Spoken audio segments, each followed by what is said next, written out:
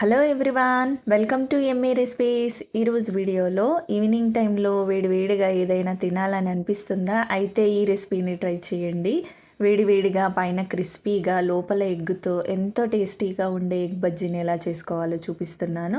ఒకసారి ట్రై చేసి చూడండి, మళ్ళీ మళ్ళీ ఈ విధంగా చేసుకుని తింటారు. మరి ఈ ఎగ్ బజ్జీని ఎలా చేసుకోవాలో చూసేద్దాం రండి. ఇక్కడైతే నేను ఈ రెసిపీ కోసం అయితే 3 గుడ్లను అయితే ఉడికించి తీసుకున్నాను. ఈ ఎగ్స్ని ఇలా రౌండ్గా చిన్న చిన్నగా స్లైసెస్లా కట్ చేసి తీసుకున్నాను. 3 ఎగ్లని కూడా ఈ విధంగా కట్ చేసి తీసుకోండి. తర్వాత ఒక బౌల్లోనికి 1 కప్పు శనగపిండి వేసుకోండి. అలాగే మంచిగా కొంచెం క్రిస్పీగా రావడం కోసం ఒక 2 స్పూన్ల బియ్యం పిండిని వేస్తున్నాను. తర్వాత ఇందులోనికి వాముని వేసుకోండి, ఫ్లేవర్ చాలా బాగుంటుంది. తర్వాత కొంచెం జీలకర్ర, అలాగే కొంచెం పసుపు, తగినంత కారం, ధనియాలు జీలకర్ర 2 వేయించిన పొడి, ఇది పొడి వేస్తున్నాను.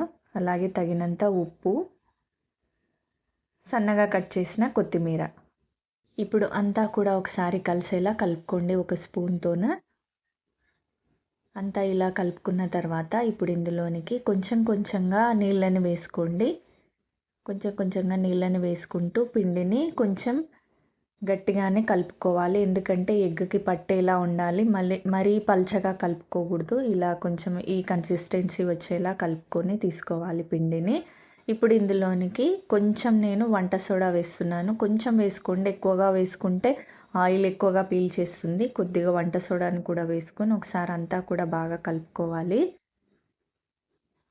ఇలా కలుపుకున్న తర్వాత ఇప్పుడు ఈ పిండిలోనికి మనం కట్ చేసుకున్న ఎగ్ స్లైసెస్ చిన్న ముక్క ఉంది కదా, ఈ ఎగ్ పీస్ని ఇట్లా పెట్టుకొని మంచిగా ఈ పిండిలో డిప్ చేసుకోవాలి. ఈ పిండిలో అద్దుకొని స్పూన్తో కానీ చేత్తో కానీ ఇలా తీసుకొని వేడి ఆయిల్లోనికి వేసేసుకోవాలి.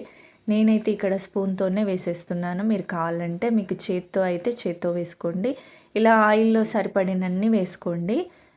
బాగా వేడిగా ఉన్న ఆయిల్లోనే వేసుకోండి, లేదంటే ప్యాన్కి అతుక్కుపోతున్నాయి ఇవి. కాబట్టి ఆయిల్ బాగా వేడైన తర్వాతనే ఈ బజ్జీలని వేసుకోండి. ఇంకో విషయం ఏంటంటే ఎగ్ కాబట్టి జాగ్రత్తగా దూరంగా ఉండి వేయించుకోండి. ఎందుకంటే పేలే అవకాశం ఉంది, ఎగ్ కదా, బాగా ఆయిల్ పైకి చిట్లేట్లాగా వస్తూ ఉన్నాయి అన్నమాట. జాగ్రత్తగా ఎగ్ బజ్జీలను వేసుకోండి. టేస్ట్ అయితే అద్భుతంగా ఉన్నాయి. ఇలా మంచిగా 2 వైపులా ఫ్రై చేసుకొని తీసుకున్నారంటే ఎంతో టేస్టీగా క్రిస్పీగా ఎగ్ బజ్జీ అయితే రెడీ అయిపోతుంది. చాలా బాగున్నాయండి. వర్షం పడుతున్నప్పుడు ఈవినింగ్ టైంలో ఇలా బజ్జీలు తింటే భలే బాగుంటుంది. ఇంట్లోనే చేసుకోవడం వల్ల హెల్దీ కూడా. మీరు ట్రై చేసి ఎలా వచ్చిందో కామెంట్ చేయండి. టేస్ట్ అయితే అద్భుతంగా ఉన్నాయండి.